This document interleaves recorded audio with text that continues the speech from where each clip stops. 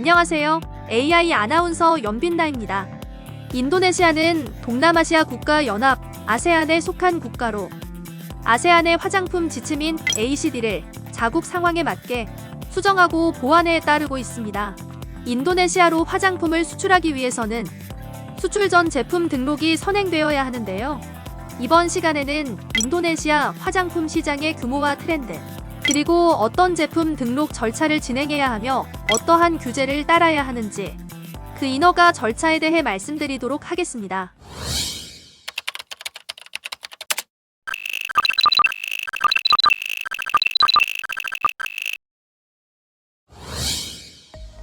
인도네시아는 세계 4위의 인구대국으로 동남아시아에서 가장 젊은 국가 중 하나입니다.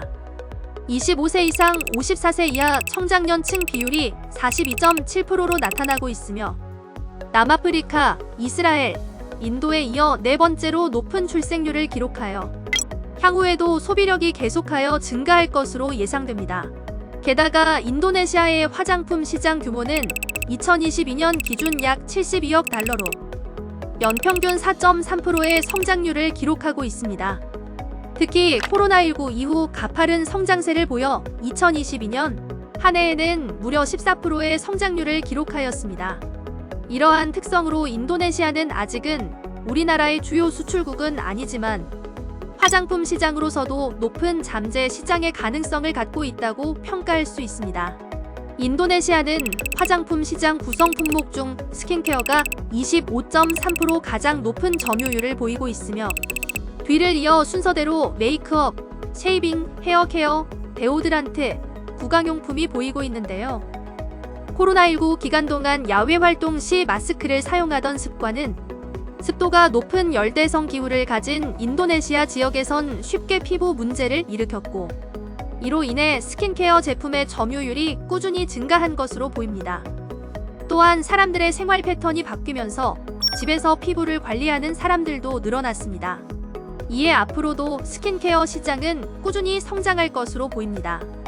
한편 연령대별로 보자면 만 13세부터 22세는 브라이트닝 및 여드름 방지용 스킨케어를, 만 23세부터 38세는 브라이트닝 및 모공 축소용 스킨케어를, 만 39세부터 65세는 노화 방지용 안티에이징 제품을 선호하는 것을 확인할 수 있는데, 참고로 인도네시아의 평균 UV 지수는 7 정도로 높은 편이기 때문에 자외선 차단 제품에 대한 수요도 다른 제품군과 함께 증가하는 추세입니다.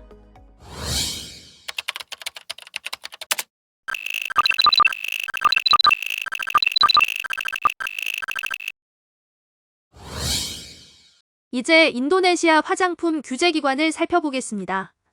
인도네시아는 화장품을 식약청인 BPOM에서 담당하고 있는데요. 공중보건을 위한 정부기관으로서 의약품, 식품, 화장품 등을 통제 및 감독하고 있습니다.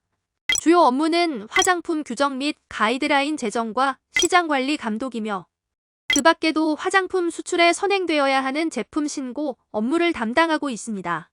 인도네시아 보건부는 화장품을 직접 관할하진 않지만 인도네시아의 보건 및 의료에 관한 전반적인 정책을 수립 및 실행하고 있습니다. 이에 따라 의료기기, 마스크, 칫솔 등 건강에 영향을 미칠 수 있는 중요 생활가정용품의 인허가는 물론 코로나19 백신 접종, 의료진 지원 등의 다양한 업무를 담당하고 있습니다.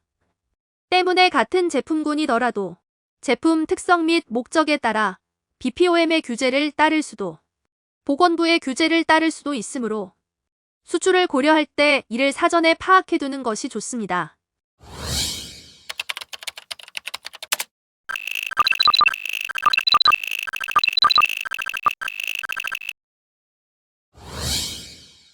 다음으로 인도네시아의 화장품 규제 방향에 대해 간략히 말씀드리도록 하겠습니다. 처음에 말씀드렸듯 인도네시아는 아세안에 속하는 국가로서 아세안 화장품위원회 ACC에서 규정한 ACD의 규제를 받고 있습니다. 이때 ACD는 말 그대로 아세안 화장품 지침이기 때문에 강제력이 없는데요. 따라서 아세안 회원국들은 ACD를 토대로 자국 사정에 맞는 규정을 각기 마련하여 규제하고 있습니다. 인도네시아 역시 마찬가지로 자국 상황에 맞게 규정을 수정 및 보완하여 적용하고 있습니다.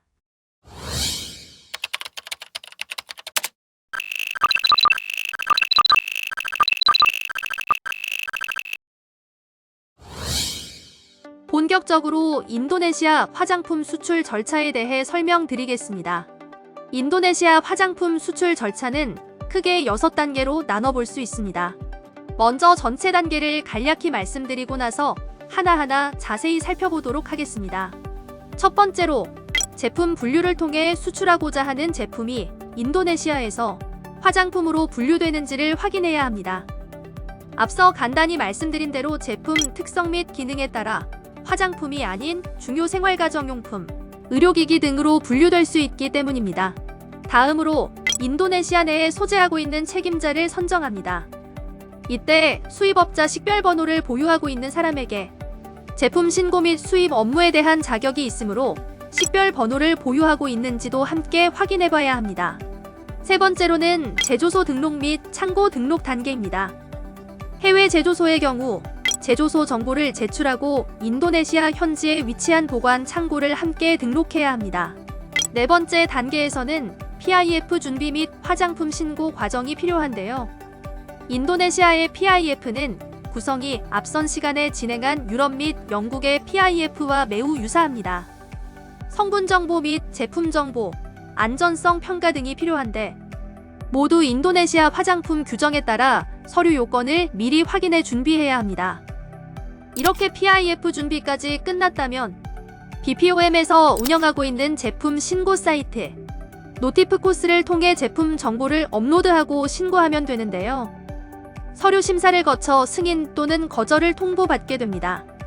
제품을 성공적으로 신고했다면 다음 단계로 제품 수출 준비를 해야 합니다. 이때 필요한 서류가 제품 수입허가서 SKI입니다. 인도네시아로 제품을 수입할 때마다 발급받아야 하는 서류로 현지 수입업체가 신청하면 됩니다. 마지막으로 수출 및 사후 관리 단계입니다. 여러분이 제품 수입허가서를 발급받고 인도네시아 항구의 선적까지 마쳤다면 종적으로 인도네시아 국영검사기관의 화물검사를 통해 제품을 판매할 수 있게 됩니다. 그리고 이때 책임자는 제품 사용 시 발생할 수 있는 이상 반응과 부작용을 모니터링하며 제품 안전에 대한 책임을 질 수 있어야 합니다. 지금까지 화장품 수출 절차를 간략하게 살펴봤는데요. 이제부터는 이 모든 절차를 하나씩 짚어가며 자세히 말씀드리도록 하겠습니다. 다시 제품 분류입니다. 수출 전략을 수립하기 전에 먼저 제품이 인도네시아에서 어떻게 분류되는지 확인해야 한다고 말씀드렸는데요. 이와 관련된 몇 가지 예시를 보면 한국에서 화장품 또는 의약외품으로 분류되는 물티슈는 인도네시아에서는 목적에 따라 화장품 또는 중요 생활가정용품으로 분류될 수 있으며 손소독제도 알코올 함량에 따라 화장품 또는 중요 생활가정용품으로 분류될 수 있습니다. 다음으로는 책임자 선정입니다. 인도네시아에 화장품을 신고하고 판매하기 위해서는 인도네시아 현지에 소재하고 있는 책임자가 있어야 하는데요. 수입업자 식별번호 API를 보유하고 있어야 하며 없을 경우에는 신규로 신청해야 합니다. 이때 기간은 근무일 기준 5일 정도가 소요된다는 점 참고 부탁드립니다. 인도네시아 현지 책임자는 제품 신고, 라벨링 검토, PIF 작성 및 보관, 안전성 평가, 광고 문구 검토, 그리고 사후 관리에 대한 의무가 있는데요. 때문에 전문적이고 신뢰할 수 있는 곳을 선정하는 것이 중요하며 서비스의 퀄리티와 제공 범위 등도 충분히 고려한 후 선정해야 합니다. 책임자를 선정했다면 이제 제조소와 창고를 등록해야 하는데요. 제조소 등록 신청 시 창고 등록도 함께 진행됩니다. 이러한 제조소 등록에는 GMP 인증서가 필요한데요. 아세안 GMP 인증서 혹은 ACC가 아세안 GMP와 동등한 수준이라고 인정한 다른 GMP 인증서여야 합니다. 창고는 모든 수입 제품을 보관하는 장소로 등록 신청 시 BPOM 감사원들이 창고 실사를 진행합니다. 다만 실사를 나오기까지의 기간이 시기마다 다르므로 사전에 파악해두는 것이 좋습니다. 다음 단계는 PIF 준비 및 제품 신고인데요. 인도네시아 화장품 규정에 따라 제품 신고를 위해서는 PIF를 작성 및 보관해야 합니다. 이때 해당 정보는 전자문서 또는 종이문서 형태로 작성 및 보관할 수 있고 인도네시아어 또는 영어로 작성되어야 합니다. PIF에 포함되는 정보는 크게 4가지로 구성될 수 있는데요. 첫 번째는 제품 신고, 확인증, 성분표, 라벨, 제조 성명서 등과 같은 관리 서류와 품질 관리 개요 정보입니다. 두 번째는 제품을 구성하고 있는 원료 및 성분의 규격과 시험법 정보로 원료 정보 및 안전성 데이터가 포함될 수 있습니다. 세 번째는 완제품의 품질 데이터입니다. 제품의 전성분표, 제조소 정보, 제조 공정 및 완제품 규격, 안정성 요약 보고서 등이 포함됩니다. 마지막 네 번째는 안전성 및 유효성 데이터입니다. 자격을 갖춘 안전성 평가자가 평가한 안전성 평가 보고서와 평가자 이력서, 제품 효능 근거자료 등이 포함될 수 있습니다. 이렇게 작성된 PIF는 규정에 따라 마지막 화장품을 생산하거나 수입한 이후로부터 6년 이상 보관할 것을 권고하고 있습니다. 다음으로 제품 신고 단계입니다. 책임자는 인도네시아 BPOM에서 운영하고 있는 제품 신고 사이트인 노티프코스를 통해 제품 정보를 업로드하고 신고해야 합니다. 신고 정보로는 신청서, 제품 정보, 제조 상태, 제조소 정보, 신고자 정보 등이 있으며 이에 대해서는 다음 시간에 좀 더 자세히 다루도록 하겠습니다. 한편 신청 서류를 제출하고 수수료를 지불하면 서류 심사가 시작되는데요. BPOM 심사부서에서 신청 서류를 심사하고 이상이 없을 경우 제품 승인과 함께 공시번호를 부여하게 됩니다. 하지만 신청 서류에 이상이 있을 경우에는 보완 요청이 들어올 수 있으며 최종적으로 요구 조건에 부합하지 않을 경우 최종 제품 신고 거절 통보를 받게 됩니다.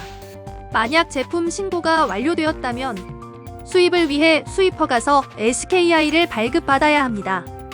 SKI는 매 수입시마다 발급받아야 하며 BPOM 웹사이트에서 신청 가능합니다. 신청 시 필요한 서류로는 신청서 원본과 수입면허, 납세자 번호, 사업자 등록증 사본, 제품 신고증, 성분 분석 증명서, 그리고 송장 정보가 있으며 제품은 신고가 완료된 제품이어야 하며 유통기한은 최소 3분의 1 이상 남은 상태여야 합니다. 대망의 마지막, 수출 및 사후 관리입니다. 여러분이 제품 수입 허가서를 발급받고 인도네시아 항구로 제품을 선적하기까지 했다면 이제 인도네시아 국영검사 기관의 제품 선적 화물 검사를 신청해야 합니다. 검사는 발급된 수입 허가서의 제품 정보와 선적된 물품의 정보가 동일한지를 확인하는 것으로 진행됩니다. 그리고 만약 검사에 이상이 없다면 비로소 현지 판매가 가능해집니다. 여기까지 모든 사항이 완료되었다면 인도네시아에서 판매되는 제품은 BPOM의 사후 감시를 받게 되는데요. 현지 책임자는 BPOM의 요구사항에 대응하며 소비자의 부작용과 이상 반응을 항시 모니터링하고 이상이 있을 경우 당국에 보고해야 하는 의무를 지게 됩니다. 지금까지 인도네시아 화장품 개요와 관리 당국 그리고 주요 규제를 알아봤습니다. 다음 시간에는 인도네시아 화장품 인허가 절차 중 PIF 준비 및 신고 절차에 대해 좀 더 자세히 살펴보고 수출주의 사항 및 팁에 대해 알아보는 시간을 갖도록 하겠습니다. 감사합니다.